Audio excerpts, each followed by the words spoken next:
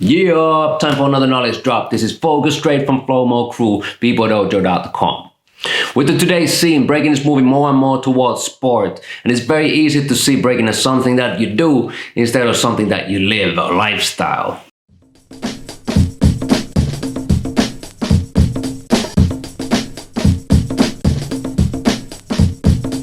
Development's cool and everything changes, but if the lifestyle and the culture of it is stripped away completely from outside of the movement, then the end result is pretty hollow. Getting introduced to the dance in the mid-90s, we didn't have the big competitions that we have today. So the culture way was pretty much the only option, the only way to go if you wanted to be involved. So instead of just being a breaker, it was a lifestyle thing right away. Having chosen that path has made my journey a lot richer, and I strongly believe that it has made me a stronger b-boy as well. And today we're gonna see why. When you see a b-boy or b-girl rock the floor who lives and breathes hip-hop culture, you can see a certain deepness and a soul in the movement as well. You can see the understanding in the way that the person moves. The presence and the energy of experience moves the watcher in a different way. Now, you don't have to be a master of all different fields, all the different elements of hip-hop in order to call yourself a b-boy, but there's a lot that you can learn from every single one. The classic definition of the culture with 4 elements, with breaking, DJing, MCing, and writing, and 5 if you add knowledge, is a great start, but it's just a scratch from the whole big picture. You can see that the dance is deeper with freestyle party rock. DJing goes deeper with elements such as digging, scratching, production, and turntablism. And there's all these other things that's left out, excluded from the main 4, such as beatboxing, street fashion, organizing events, flyer design, and a certain kind of entrepreneurship as well. No matter what is your creative outlet as an artist, trying out other creative things always boosts your inspiration and creativity. And like they say, if you put all your eggs in one basket, if something goes wrong, hey, then you're left with no way to express yourself, and you don't want that, of course. Now let's see what experimenting with different elements did for my dance. I was never too much of a rhymer, but recording my first rap lyrics at my friend's place, making his parents pissed off for being too loud, going back to the recordings and realizing that we sucked, made me understand the importance of rhythm when it comes to hip-hop.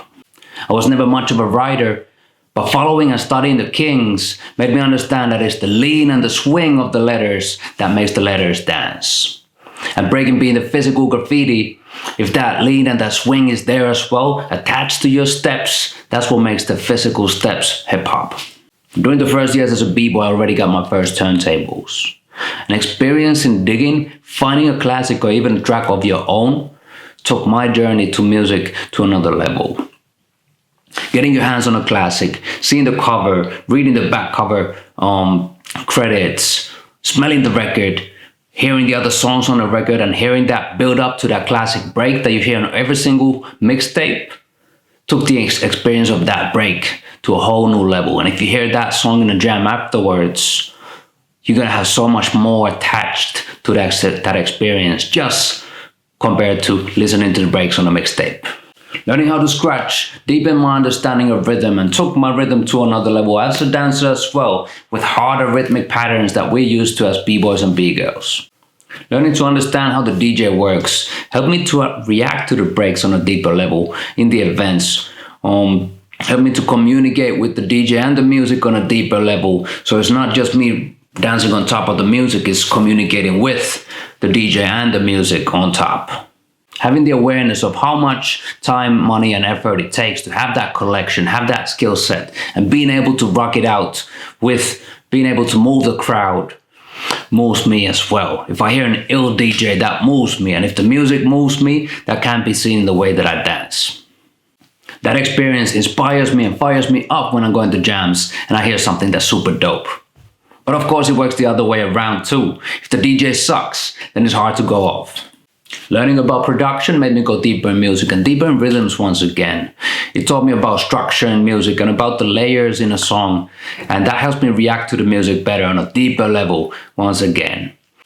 Because eventually, an ill dancer can bring out elements in music that would have left unnoticed from you otherwise. And that goes for b-boys and b-girls too. So with those examples being said, don't be afraid to try new things. We all have a gap of trying new things that we're not that good at yet. But the only thing standing between you and your greatness is yourself and your limitations. I'm sure in your circle you have somebody doing another element of hip hop. And ask around. Ask for a little guidance and a little help. Maybe they could teach you a tiny bit of what they do. And as a result, you're going to be a better b-boy or b-girl yourself. And next up, to stay inspired, go to bbdojo.com for the massive archive of knowledge and inspiration that's out there for free. This is Focus signing out with the knowledge drop. Catch you real soon for the next one, y'all. Peace.